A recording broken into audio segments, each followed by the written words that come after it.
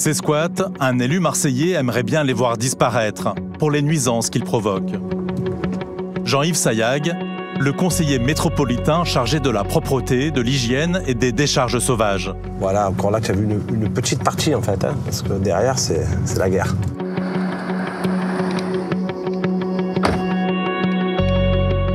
Depuis plus de 7 ans, il dénonce les industriels indélicats et souvent les abords des camps roms. Eh bien là, on va aller filmer les abords du camp de Rome de l'Arbois. Et là, ça rentre carrément dans mes compétences puisque c'est l'hygiène, la propreté, les décharges sauvages. Donc j'ai les 3 en 1. C'est un pur scandale ce qu'on va voir. Son arme, ses vidéos sur les réseaux sociaux. Okay. Regardées parfois par des milliers de gens. Je vais lancer un live dans 3, 2, 1. Voilà, Marseillais, Marseillaises, Français, Françaises et tous les amoureux de l'environnement, bien le bonjour. Gis pour vous accompagner encore et toujours. Voilà. Nous sommes non loin de la gare TGV d'Aix-en-Provence. Il y a un camp de Rome derrière. Je n'ai rien contre ces gens, j'ai contre leur méthode de vie que je n'accepte pas et que je n'accepterai jamais. Que ce soit bien clair. Tout est laissé comme ça, au bord de la route. Moi, j'ai rien inventé en fait, j'ai fait que médiatiser ce phénomène. Et il y en a marre. Il y en a marre de voir ça parce que c'est de partout pareil. Voilà les amis, je vous fais un gros bisou, prenez soin de vous. Je dis tout et ça me soulage. Ça me soulage parce qu'en fait... Pour cet élu, les Roms sont les complices de particuliers et d'industriels à l'origine de ces décharges sauvages. C'est de la petite main-d'œuvre. Ils vont collecter un peu à droite, à gauche. Ils ont un panel de clients, que ce soit dans la restauration, que ce soit dans la maçonnerie, dans les pneus, tout corps d'état en fait. Ce qu'ils font, c'est qu'ils vont collecter en échange d'un billet de 50, 100, 150 euros et ils viennent jeter. Donc ils font 4-5 rotations par jour. En moyenne, selon les estimations que j'ai pu réaliser, parce que j'ai dû négocier avec des professionnels et tout, mais je vous dis, moi je vous garantis qu'ils gagnent entre 400 et 500 euros par jour. Moi perso, je ne les gagne pas. Ça, ils font les gâches dans les jardins et hop là, ils prennent leur petit billet de 50 euros et ils viennent jeter ici. Voilà, ça là, les pneus. Parmi ces déchets, des pneus dont des professionnels se débarrassent à bon compte en fermant les yeux sur leur destination finale. Surtout qu'on peut identifier le propriétaire. Car parfois, les Roms ont bon dos. Particuliers et professionnels profitent d'un début de décharge sauvage pour vider leurs propres ordures. On sait que le 8 juin 2022, ils étaient à Leroy Merlin, donc ça... Et parfois, s'il y a un numéro de carte de fidélité, on peut remonter aussi dessus. Mais c'est long en fait.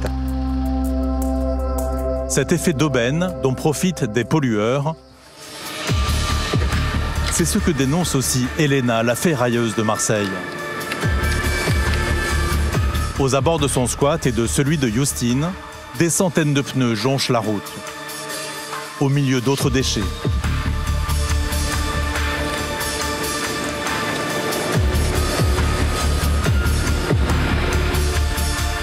Jean-Yves Sayag dirige l'opération de nettoyage.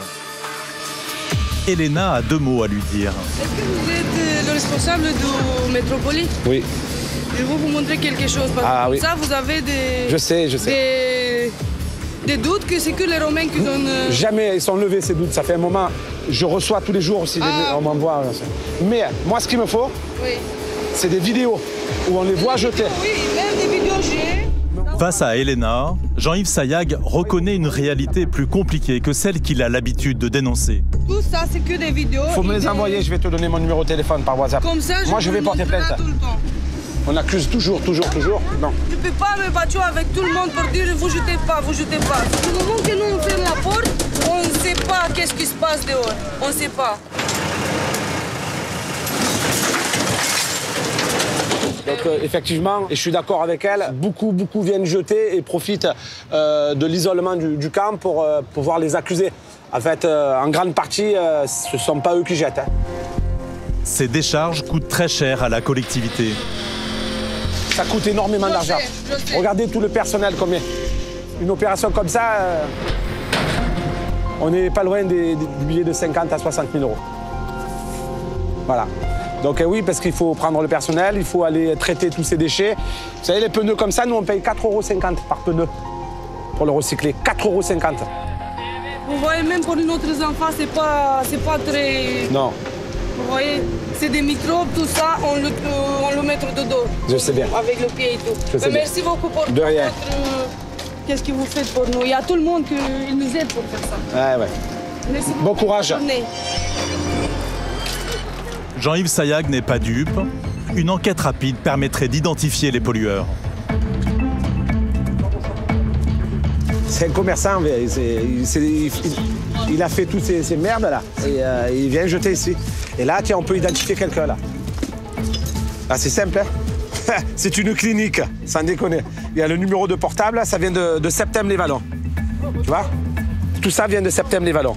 Donc on est dans le 15e, c'est à l'autre bout quand même. Hein. Il suffit de se baisser pour débusquer les responsables. J'ai le nom, il y a tout. C'est une très grosse société de nettoyage qui a pignon sur rue. Ils viennent, ils jettent, on peut identifier, c'est ça le pire. Donc s'il y avait une vraie police de l'environnement, par exemple, eh bien, elle viendrait, elle ferait son travail. Elle fait ce que je fais en fait. Cette police de l'environnement permettrait de mettre chacun devant ses responsabilités. Ils ne sont pas trop invisibles aux yeux des Marseillais puisqu'on les pointe du doigt dès qu'il y a quelque chose. Et bien souvent à tort. Visible ou invisible, qui pourrait deviner que des dizaines de familles vivent derrière ces murs?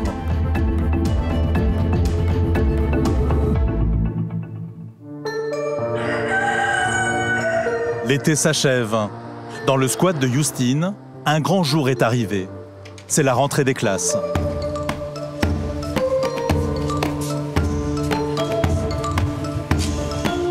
Une première pour Béatrice, 6 ans, l'une des filles du couple.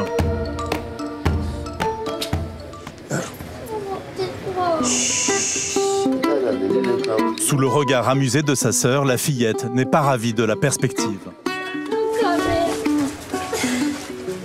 Et elle fait toujours à côté de moi, collée de moi. Je ne peux pas laisser.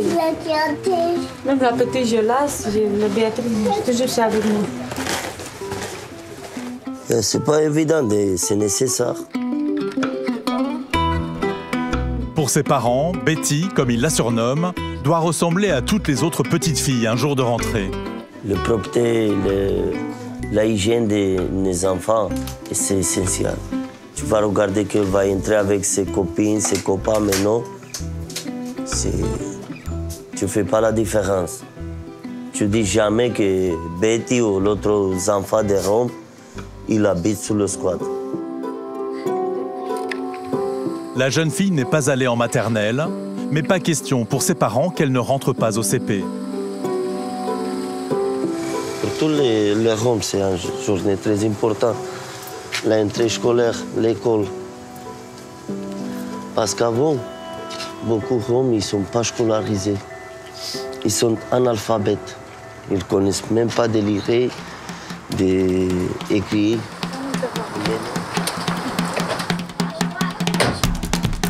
Il est 8 h et c'est en famille que Betty va effectuer la première rentrée de classe de sa vie. Comme vous aimez aujourd'hui. Les poissons et les lions, vous êtes à 2 sur 5. Si c'est sûr vous stresse aujourd'hui, détendez-vous. Hein? C'est l'entrée, ça y est. À l'arrière de la berline, Betty n'emmène pas large. Moi, quand j'étais petit, l'entrée, il est comme dans la guerre. Pourquoi? Parce que je ne voulais pas aller. L'école élémentaire n'est pas très loin. Mais pour la fillette, c'est un nouveau monde qui s'ouvre à elle. Pour la première fois de sa vie, elle s'apprête à quitter pendant quelques heures la grande famille des Roms. Et pour commencer sa propre famille, dont son père, Papa Poule, Houston. Dacă pe urmă tine îți manța cu plaj. Șundian? Hai, scapitenii. Hai, gata, n-amar. Hai.